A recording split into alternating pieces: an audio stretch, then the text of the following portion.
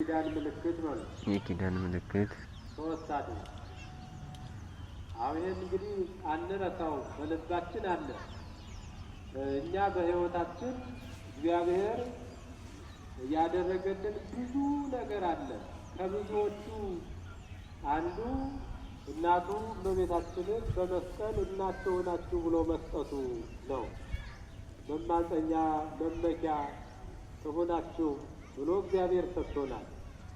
እና ይህችን እመቤታችን ጥንት አባቶቻችን ሲመኩባት ተስፋ ሲያደርጓት የኖረች ናት። ቤቱ እንዳለ እግዚአብሔር ለምህረትና ለፍርድ የሳለሽ ያጸናሽ የኖህ የኪዳኑ ምልክት እመቤታችን ነሽ።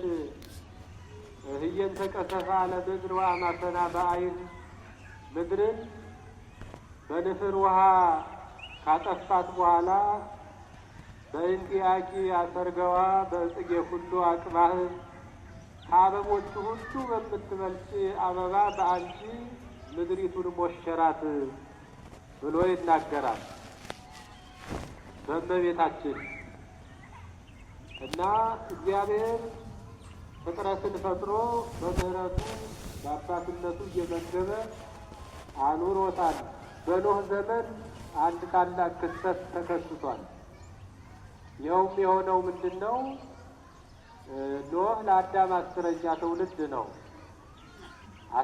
ትውልድ ነው እና ከኖህ ቀደም ብሎ በስምንተኛው ትውልድ በያሬድ ዘመን በስድስተኛው ሰው ኃጢአት እያበዛ መጣ። ከአዳም ቀጥሎ ኃጢአት እንደ ጉም እንደ ጢስ እየበነነ በኋላ እየሰፋ ሰውነቱን እስከሚረሳ ድረስ ሆኗል። እንደው አጠር ለማድረግ ሳይረፍድባችሁ ሰዎች ከመብላት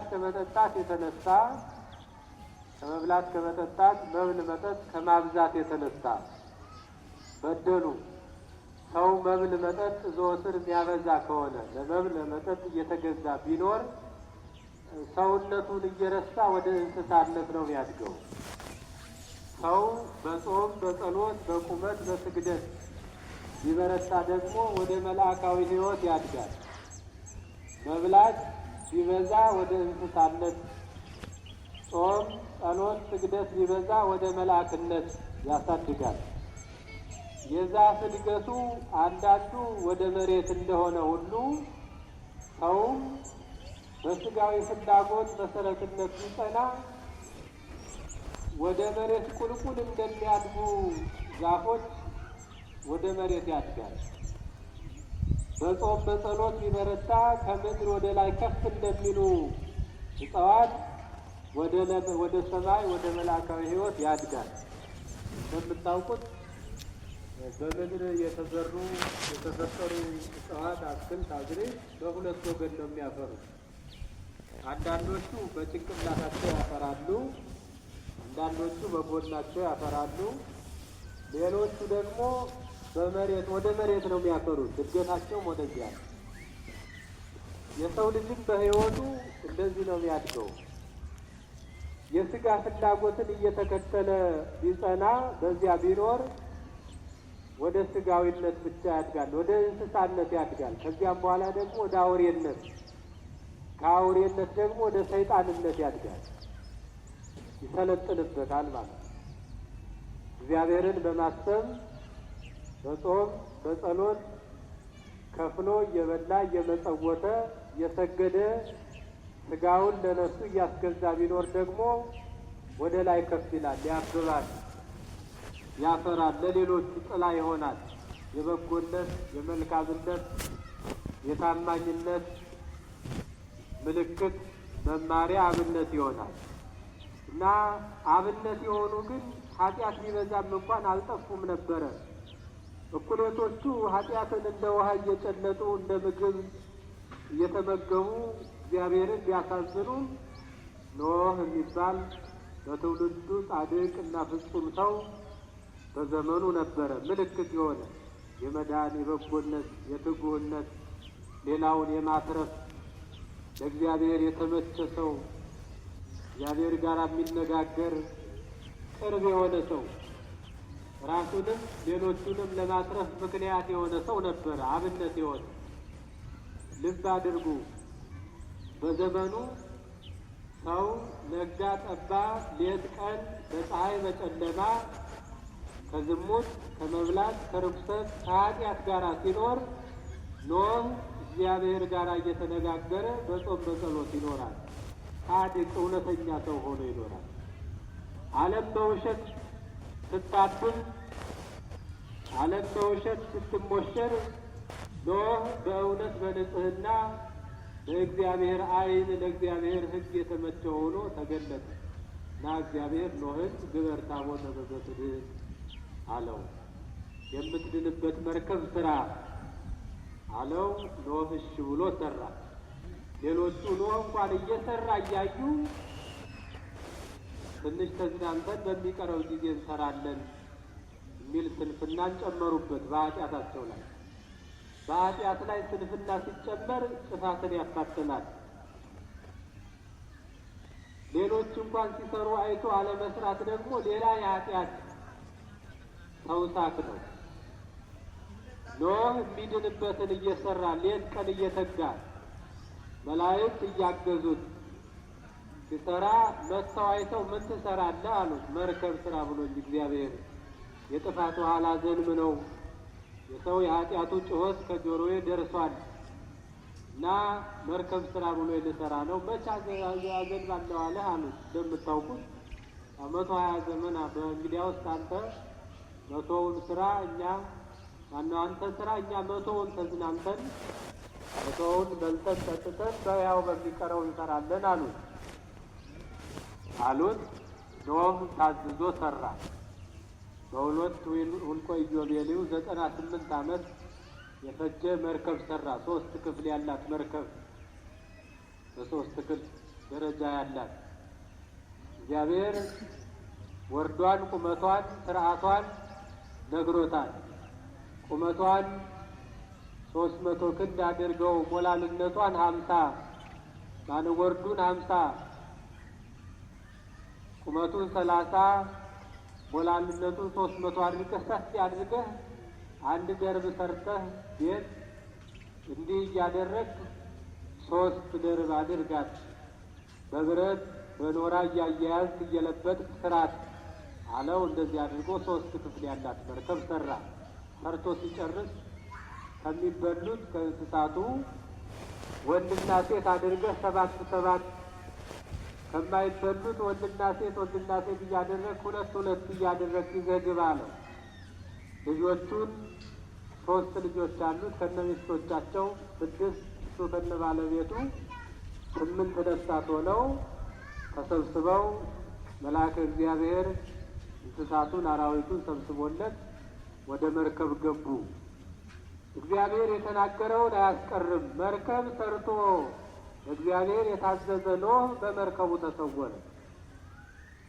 ተግቶ ወጥቶ ወርዶ ሌት ቀን ለመዳን በሰራት መርከቡ ከጥፋቱ ተሰወረ። እግዚአብሔር የሰማዩን መስኮት የምድሩን ደጃፍ ከፈተው። ከሰማይ በ7 ደጃፍ በ7 መስኮት ከምድር ደግሞ በ7 የላዩ የሰማዩ የሚልቅ የምድሩ የሚገለብጥ የፈላ ውሃ ከምድር ከሰማይ ዘነመ ፈለቀ። ያን ጊዜ ስጋ ለባሽ ሁሉ ጠፋ። ሲዘፍኑ ሲያጨበጭቡ፣ ሲበሉ ሲጠጡ፣ ሲሰክሩ የነበሩት በስንፍናቸው እግዚአብሔር እየነገራቸው ኖህ እያሳያቸው አልማር ብለው በአንዲት ቅጽበት በዚያ በንፍር ውሃ ጠፉ ማለት ነው። ኖህ በእግዚአብሔር ቸርነት በእግዚአብሔር ኃይል በሰራት መርከብ ከልጆቹና ከሌሎቹ እግዚአብሔር ካዘዘው እንስሳት አራዊት ጋራ በመርከቧ ከጥፋት ውሃ ተሰወረ ማለት ነው። ከመጋቢት መድኃኔዓለም ጀምሮ እስከ መስከረም ድረስ ውሃው እየሞላ ሄዶ በመስከረም የሚጎድል ሆኗል። መስኮቱን ከፍቶ ርግቢቱን ላካት። 2 ጊዜ ተመላልሳ በ3ኛው የጥፋት ውሃ እንደጎደለ ያችን ሕዝብ ሀጸ ማየ አይህ ነፍገ ማየ አይህ የጥፋት ውሃ ጎደለ፣ የኃጢአት የበደል ውሃ ጎደለ ጠፋ ስትል የወይራ ቅጠል የቀጤማም ቢሉ ለምለም አረንጓዴ ነገር ይዛለት መጣች። ደስ ብሎት ኖህ ከመርከብ ወጣ፣ የጥፋት ውሃ አለፈ። ኖህ ከመርከብ ከወጣ በኋላ እግዚአብሔርን አመሰገነው። እግዚአብሔር ስለ ቸርነቱ የዳንኩት በሰራሁት መርከብ ነው አላለም። በእግዚአብሔር ቸርነት፣ እግዚአብሔር ከሃዲነት፣ ሁሉን በሚችል አምላክ ክንድ ነው የተረፍኩት ብሎ እግዚአብሔርን ለማመስገን መሠዊያ ሰርቶ ኖህ ለእግዚአብሔር መሥዋዕት አቀረበ። ደስ አለው። ከልጆቹ ጋር እግዚአብሔርን አመሰገነው ከጥፋት ውሃ ስለተረፈ። ያመሰገነው እግዚአብሔርን ዝም አላለው። ኖህ ምድርን ዳግመኛ በጥፋት ውሃ እንዳላጠፋት ኪዳን እሰጥሃለሁ፣ አቀውም ኪዳነ የምስሌከ ከመዳግመ ኢያማስና ለምድር በማየ አይህ፣ ምድርን ሁለተኛ በጥፋት ውሃ በንፍር ውሃ እንዳላጠፋት ኪዳኔን ካንተ ጋር አጸናለሁ አለው እግዚአብሔር። ኖህ ይህን ጊዜ ደነገጠ። እንዴት መሰላችሁ የደነገጠው? ያስደነግጣል። ይሄ እግዚአብሔር አያስደነግጥም። ኖህ ግን ሲያስበው ጌታዬ ሆይ አሁን ልጆቼ በዝተው ተባዝተው ምድርን ሞልተው ኃጢአት መስራታቸው አይቀር፣ አንተ ደግሞ በኃጢአታቸው ተቆጥተህ ታጠፋቸዋለህ። ብንበዛ ብንባዛ ምን ይጠቅመናል ብሎ እግዚአብሔርን ጠየቀው። ብዙሁ ወተባዝሑ ብሎታል። ከአዳም ቀጥሎ ይህንን ቃል የነገረው ለኖህ ነው። እግዚአብሔር እሰይም ቀስቴ በውስተ ደመና ከመዳግመ ኢያማስና ለምድር፣ ምድሪቱን እንዳላጠፋት ደመና በዞረ ጊዜ 4 ሕብር ያለው ቀስተ ደመና ይሳልልሃል አለው። እግዚአብሔር የኪዳን ምልክት ሰጠው ለኖህ። ኖህ ደግ ነው፣ እውነተኛ ነው። የእግዚአብሔር ኪዳኑ የሚጸናው ከእውነተኞቹ ጋር ነው። እውነት ከሌለበት የእግዚአብሔር ኪዳኑም ከእግዚአብሔር ጋር ጸንቶ ይኖራል። እግዚአብሔር ለዘላለም ታማኝ ሆኖ ይኖራል። ኪዳኑ የሚጸናላቸው ግን ለእውነተኞቹ ነው፣ ለታዛዦቹ ነው፣ ለትጉሃን ነው። እውነት፣ ታዛዥነት፣ ትጋት፣ አለመሰልቸት፣ ዓለምን አለመምሰል በሕይወታቸው ይዘው ለሚኖሩ የእግዚአብሔር ኪዳኑ ከእነሱ ጋር ጸንተው ይኖራል። ደግሞ እግዚአብሔር ቸር ነው። እግዚአብሔር ቸር ነው። ለምድር ምልክት ይሰጣል። ተው ይላል፣ ጊዜ ይሰጣል። አሁን በኖህ ዘመን 120 ዘመን ያህል እግዚአብሔር ያሳያቸው። ያን ያህል ጊዜ ሰጥቶ ሰው እንዴት አይጠቀምም? ዛሬ ነገ ይመለሳሉ ብሎ እድሜ ሰጥቷቸው ፀሐይ እያወጣ ዝናብ እያዘነበ የሚገባውን ከምድሩ ፍሬ ሳይከለክላቸው ሰው እንደ እንስሳ፣ እንደ ፍየል፣ እንደ በግ፣ እንደ ፈረስ፣ እንደ በቅሎ ነው የሆኑት እና ያ ሁሉ ዘመን ታገሳቸው። እግዚአብሔር ታጋሽ ነው፣ ግን ኃያል ነው። ደግሞ ኃያል ወመስተአግስ እግዚአብሔር ታጋሽ ነው። ሰውን ይታገሳል። ማጥፋት እየቻለ በአንዲት ቅጽበት እንዳልነበሩ ማድረግ እየቻለ እግዚአብሔር ይታገሳል። የእግዚአብሔር ትዕግስቱ መስፈሪያ የለውም። የእግዚአብሔር ምሕረቱ ቁጥር የለውም። ብዙኃ ምሕረት ርሑቀ መዓት ነው እግዚአብሔር። አባት ለልጁ እንደሚያዝን እንደሚራራ ከዚያ በላይ ነው እና በዚያ ትዕግስት በዚያ ምሕረት አልተጠቀሙበትም ሰዎች። ዛሬ ምድር ኃጢአት እንደ ድግስ እየተደገሰባት፣ ውሸት እንደ እውነት እየተቆጠረባት፣ ሰው እንደ ሰው አይደለም እንደ እንስሳት እንኳን መከበር ያልቻለባት ምድር ስትሆን እግዚአብሔር የማይመለከት ሆኖ አይደለም። እግዚአብሔር ያያል። ዓይኖቹ የተገለጡ ናቸው። ከእግዚአብሔር የሚሰወር የለም። ግን እግዚአብሔር እየታገሰን ነው። እያየ እየተመለከተ ይታገሳል። ይመለሱ እንደሆነ ብሎ እድሜ ይሰጣል እና በኖህ ዘመን እንደሆነው ትዕግስቱ ግን ፍጻሜ ይኖረዋል። በእኛ ላይ ታግሶ ታግሶ ታግሶ በትዕግስቱ ካልተጠቀም በምህረቱ ጥላ ውስጥ ካላደር እግዚአብሔር ምህረቱን ይከለክላል። የሆነ ጊዜ መቅሰፍቱን ያመጣል እና ኖህ መስዋዕት ሰዋ፣ እግዚአብሔርን አመሰገነ፣ ደስ አለው። በኋላ እግዚአብሔር በል ኖህ ምድርን እንደማላጠፋት ምልክት እሰጥሃለሁ አለው።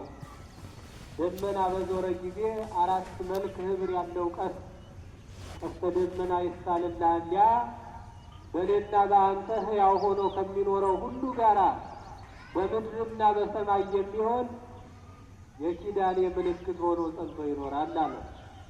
ደመና ሲዞር ኖህ ቀና ብሎ ሲመለከት 4 ህብር ያላት ቀስተ ደመና ተስላ ተመለከተ። እግዚአብሔርን አመሰገነው፣ ስለ ቸርነቱ አመሰገነው። ቀስተ ደመናዋ በምድርና በሰማይ መካከል ጸንታ ተመለከታት። ያቺ ቀስተ ደመና አሁን ድረስ ጸንታ አለች። የእግዚአብሔር ምሕረቱ እስካሁን ድረስ አልተቋረጠም። የእግዚአብሔር ኪዳኑ እስካሁን ድረስ አለ እና ያቺ ቀስተ ደመና ቀይ፣ ነጭ፣ ጥቁርና ቢጫ መልክ ያላት ናት። አሁን ከቀለሙ ሂደት የተነሳ ቀና ብለን ስናይ አረንጓዴ፣ ቢጫ፣ ቀይ፣ ሰማያዊ ሆኖ ይታየናል። ይህን ቀስተ ደመና እግዚአብሔር ነው የሳለው፣ ሰው አይደለም የሳለው። እግዚአብሔር የሳለው ቀስተ ደመና ነው።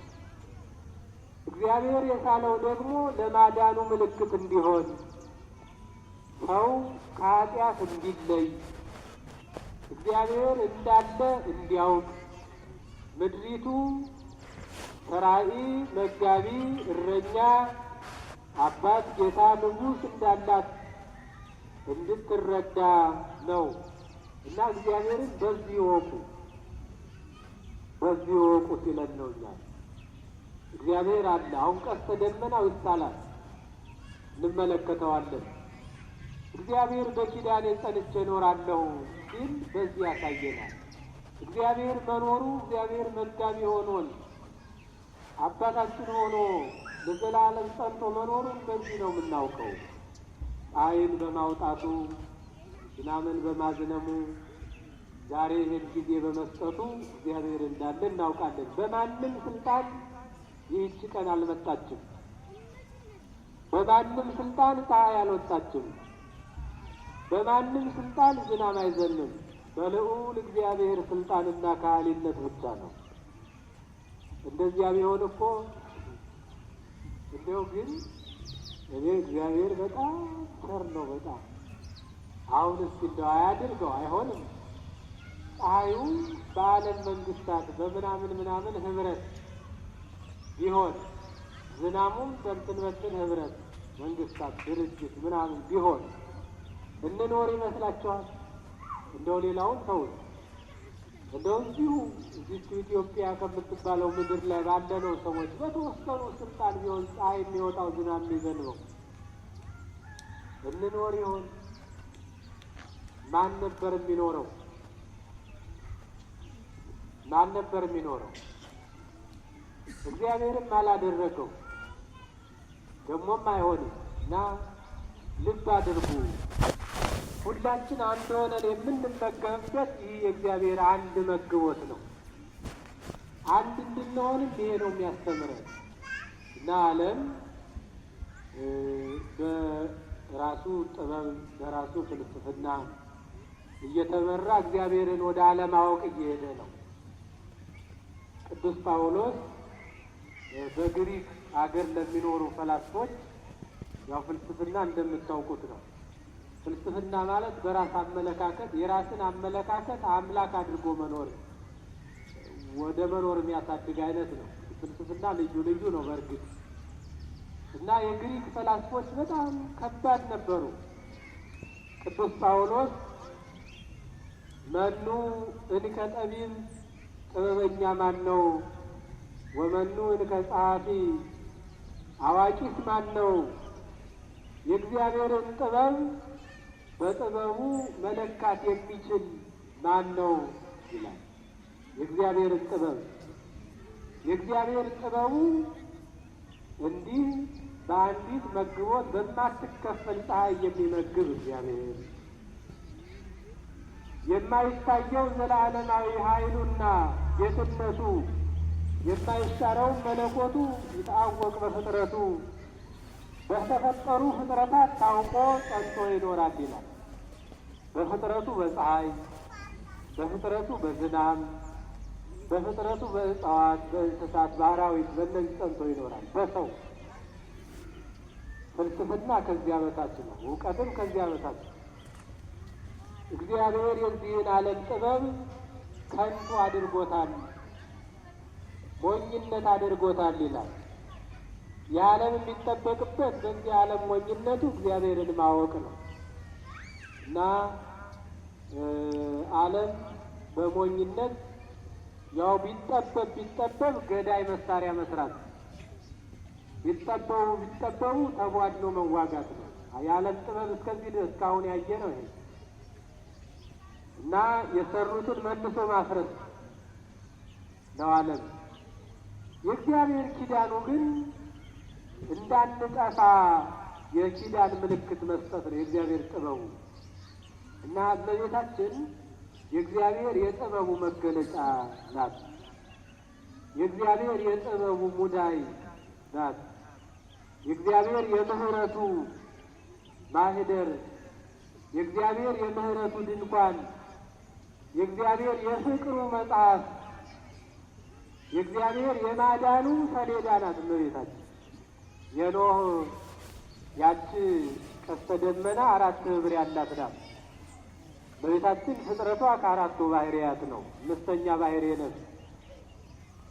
እግዚአብሔር ያችን ቀስተ ደመና ሲስል ከ4ቱ ባህርያተ ሥጋ 5ኛ ባህርይ ነፍስን ነስቶ በዚህ ዓለም እንደሚገለጥ እንደሚወለድ ያመለክት ነው እንጂ ምድር ከዚያ ወዲህም በብዙ ጠፍታለች።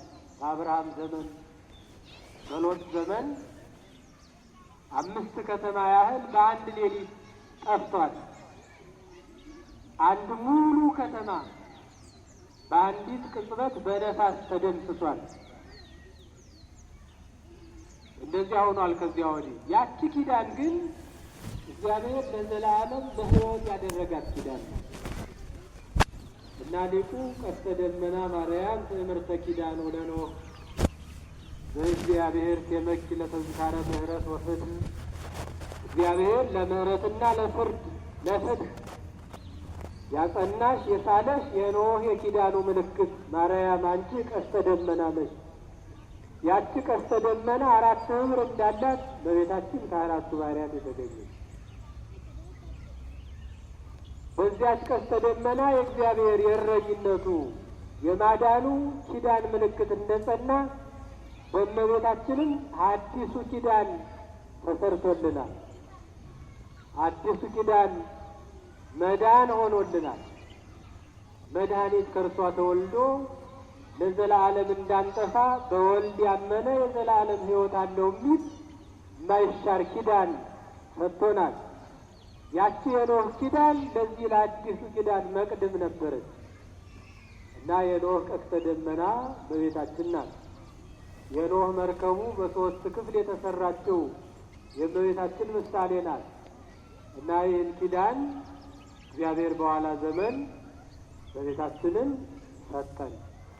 ዛሬ ወላዲተ አምላክ ብለን ስሟን ጠርተን እናቶች በምጥ ቢጨነቁ ማርያም ማርያም ብለው ተማጽነው በመከራ በስደት በረሃብ በጽም ብንኖር ስሟን መማፀኛ ምርኩዝ አድርገን ስሟ ቀለብ ሆኖን የመከራ አምባ መጠጊያ ዋሻ መከለያ ሆኖን እንድንኖር እግዚአብሔር የቤታችንን ቅድስት ድንግል ማርያምን ሰጥቶናል።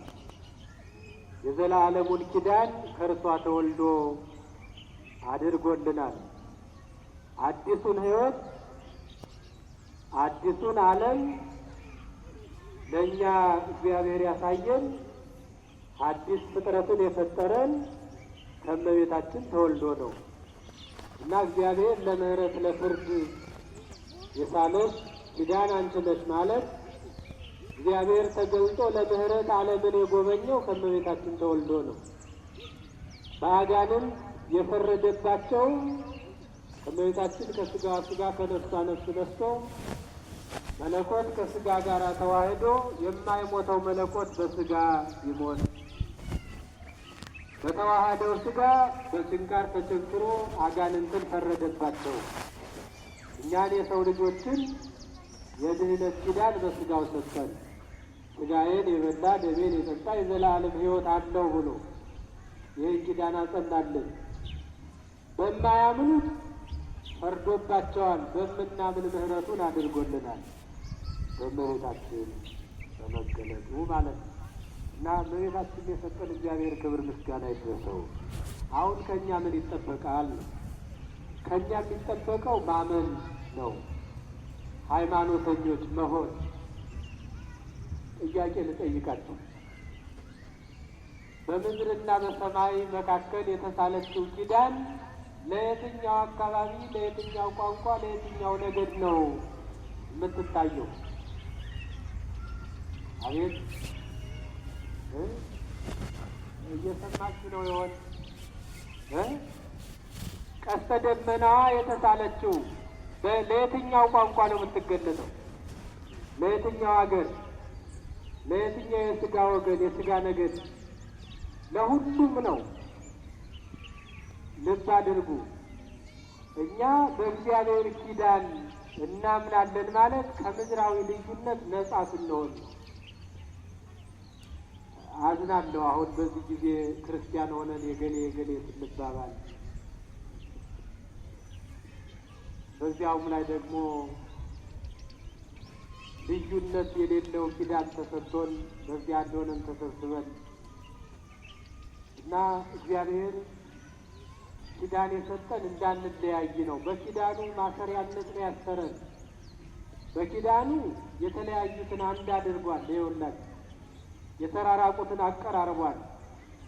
በአዲሱ ኪዳን ቅዱስ ጳውሎስ በገላትያ ምዕራፍ 3 ቁጥር 27 ላይ አሁን በወንጌል አምነን የስጋ ነገር ተውት፣ የአብራ የገሌ ገሌ የለም፣ ሴትና ወንድ እንኳን የሚል ልዩነት የለም። በአዲሱ ኪዳን ሴትና ወንድ አልቦ አረማዊ የለም፣ ግሪካዊ የለም፣ እስራኤላዊ የለም። አንድና አንድ መጨረሻው በክርስቶስ ክርስቲያን መባል። የክርስቶስ የወይኑ ግንድ ቅርንጫፎች ስጋዊ ነገድ የላቸውም። ሴትና አልቦ ብእሲ ወአልቦ ብእሲት፣ ሴትና ወንድ እንኳን ብሎ ልዩነት የለም በክርስትና እና አሁን ዘመናችን በጣም የሚያሳዝን በጣም የሚያስለቅስ ነው ሲታሰብ። እንደዚህ አይነት ነው እና እግዚአብሔር እንግዲህ ስለ እናቱ ስለ አዛኝቱ ስለ እመቤታችን ስለ ቅድስት ድንግል ማርያም ኪዳን ብሎ ምድራችንን አንድ ያደርግልን፣ ልዩነቱን ያጥፋልን እግዚአብሔር። ቀስተ ደመናው የአንድነት ምልክት ነው።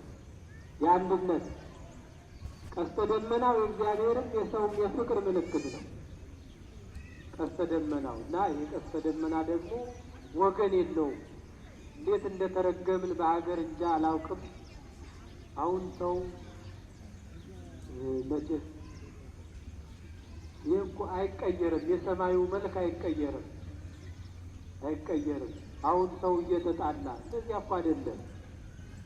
እናያለን አሁን በሀገራችን አልታደል ብለን ሌሎች የሚመኟትን ምድር እኛ በምድራዊ ጨርቅና ምናምን እየተለያየንባት ብንረዳው እኮ እግዚአብሔር ያደረገውን ብንቀበል በቂ ነው። የሰዎች ፍልስፍና ቀርቶ ነው የጠቢባንም የአዋቂዎችም የፈላስፎች የፖለቲካ ሌላው ቀርቶ እግዚአብሔር ያደረገውን ብንግባባበት በጣም በቂ ነበረ፣ ከበቂም በላይ ነው እና ዓለም በእውቀት በጦር በሌላ ፍልስፍና ባይችል አሁን በማይሆን ነገር የሰው ሞት የዶሮና የበግ ሞት ያህል እንኳን ከማያሳስብ ድረስ እንድንገዳደል አደረገ እና ለዚህ የእግዚአብሔር ቤተሰቦች ሳንደክም መማፀን ይገባል። እግዚአብሔር አንድ ያድርገን እና መጸለይ ይገባል። አሁን የምንሰማው ጥሩ አይደለም። ምድሪቱ በየትኛውም ይሁን በየትኛው ሰው ዛሬ በወንጌል የተነበበውን ሰምታችኋል።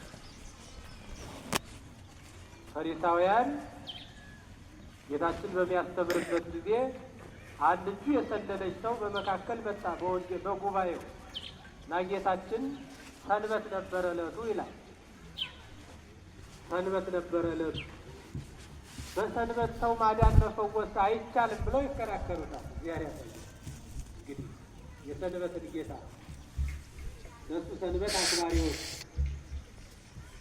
ሰንበትን የሰራት እንግዲህ ያለ ሰንበት የፍጥረት ሁሉ ጌታ ሰንበትን አክብሮ ለሰው የሰጠ እሱ ነው። ለመዳን ነው፣ ለሌላ አይደለም። እና አይቻልም አሉ። ጥያቄ ጠየቃቸው። ከእናንተ አላቸው በሰንበት እንግዲህ አሁን ዓለምን እንዲያስቸግሯት እንደ ፈሪሳውያን የማይሆን እውቀት የማይሆን አመለካከት ላይ ሙጥኝ ብለው የሚኖሩ ከእውቀትም ከመረዳትም ከእውነትም ድሃ የሆኑ ሰዎች ናቸው። የእውነት ድሃዎች፣ የራሳቸው አመለካከት ጥገኞች የሆኑ ሰዎች እና እንደዚያሉ ከእናንተ መካከል በሰንበት አንድ በግ ጉድጓድ ቢገባባችሁ አላችሁ። እየሰማችሁ አንድ በግ ጉድጓድ ቢገባባችሁ ሰንበት ነው እዚያው ጉድጓዱ ላይ ይሙት ትላላችሁ ሆይ አላችሁ ይባላል ይላል ሰው። በሰንበት ጉድጓድ የገባ በግ ቢኖር አይ በጉንማ ከጉድጓድ እናወጣዋለን። መቼ? በሰንበት። እና ሰው በሰንበት ይፈወስ እናንተ ምንድን ነው ይህን ያህል? ሰንበት ስለ ሰው ተሰራች እንጂ ሰው ስለ ሰንበት አልተሰራም አላቸውና ሰው ከበግ ይበልጣል አላቸው። ሲበሉ ምዕመናን ሰው በሉ ግዴት ናቸው። ሰው ከበግ ይበልጣል። ሲገቡ ይል ከምን ይበልጣል? አሁን እኮ ሰው የሚጣላው በበግ፣ ሰው የሚጣላው በአህያ፣ ሰው የሚጣላው በከብት፣ ሰው የሚጣላው በዛፍ በግንዱ በቅጠሉ። እግዚአብሔር ቤተሰቦች ሰው ከምድሪቱ ይበልጣል። ሰው ከቋንቋ ይበልጣል።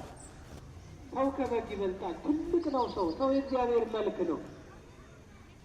ምድሪቱ እኮ ለሰው መጠቀሚያ ትሆን ዘንድ የተሰራች ናት። ምድሪቱ እኮ እንስሳት፣ አራዊት ያለ ልዩነት የሚኖሩባት ናት እኮ። እውነቱ ውሸት? እንዴ ጅብና ግስላ አንድ ላይ ሆኖ የሚኖርባትን ምድር ሰው ይገዳደልባታል። በጣም አዝናለሁ እኔ በዚህ ጊዜ እግዚአብሔር በሚያውቅ በጣም ያሳዝናል። የሰው ስነ ልቡና እንዴ ጦጣና ዝንጀሮ፣ ቀበሮ አንድ ሆኖ የሚኖርባትን ምድር ሰው ይገዳደልበታል።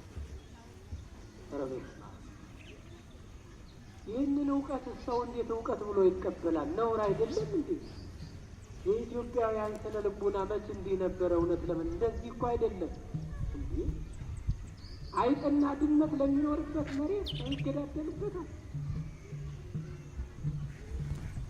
እንዴት አይነት ዘመን ነው የገጠ? እንዴት አይነት አዋቂዎችን ነው ምድሪቱ እያስተናገደች ያለች?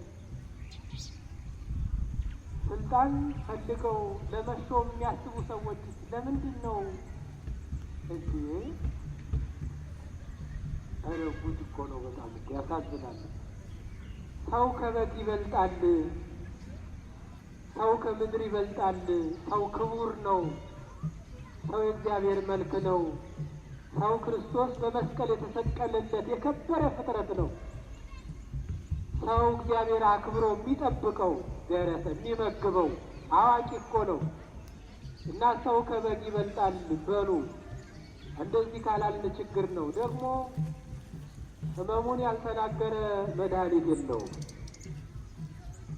እና የእግዚአብሔር ቤተሰቦች እግዚአብሔር ያለን ሰው የከበረ ፍጥረት ሊታዘንለት፣ ሊራራለት፣ ሊለቀስለት ነው። ሰው የሚከበር ነው።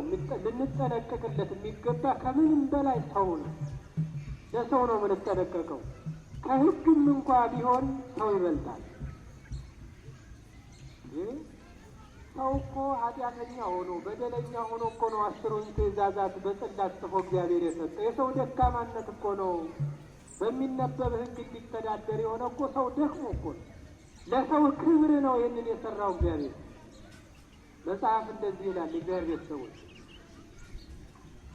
ሰው በቀለምና በብራና በወረቀት ሃይማኖቱን እንዲያጸናና ራሱ እንዲመራ አልተፈጠረም። በቀለም በብራና በወረቀት የተሰራው ሕግ የመጣው ሰው ኃጢአት ከሰራ በኋላ ነው ይላል። ወዘተጽሕፈሰ መጽአ እምድኅረ ተአድወተ ሕግ። ሰው ሕግን ስለተላለፈ በወረቀት የሚነበብ መተዳደሪያ ተሰራለን እንጂ እኮ ሰው በሕሊናው ሕግ እምነት የሚኖር የከበረ ፍጥረት ነው። እንደዚያ ነውና ሰው ክቡር ነው፣ በጣም የሚፈራ እና ልጆቻችሁን አሁን ስታስተምሩ ወደፊት እንግዲህ አሁንስ መቼም አሁን ምን እናደርጋለን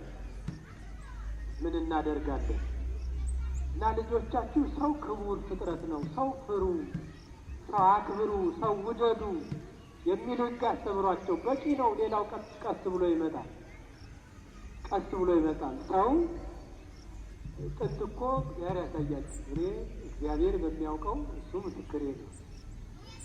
ለወፍ፣ ለእንስሳ፣ ለድንቢጦቹ፣ ለቡላሎቹ፣ ለእነዚህ ለርግቦቹ የሚያዝኑ እናቶችን የምናውቅ ነን እኮ። እውነት ውሸት?